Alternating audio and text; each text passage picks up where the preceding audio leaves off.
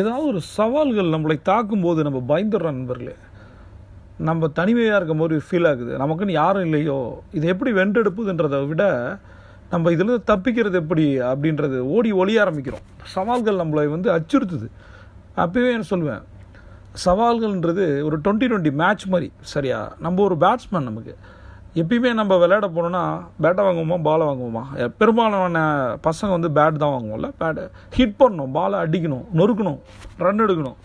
பட்டு இது பால் என்ன தெரியுமா?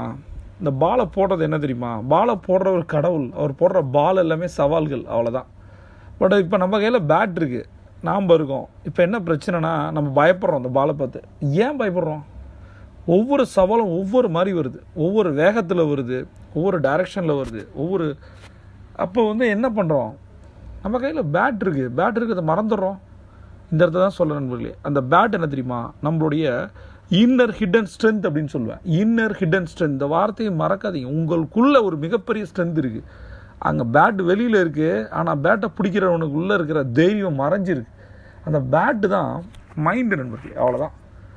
அந்த அந்த அந்த செகண்ட் நம்ம முடிவு பண்ணணும், இந்த பாலை எப்படி அடிக்கணும்னு. இப்போ சொல்லுங்கள், எதிர்கொள்கிற அந்த பாலை 6க்கு அனுப்பலாமா? பயந்து டிஃபென்ஸ் கூட ஆட முடியாமல் ஸ்டிக் அவுட் வரப்போகிறோமா? முடிவு நம்ம கையில் இருக்குது. C on top.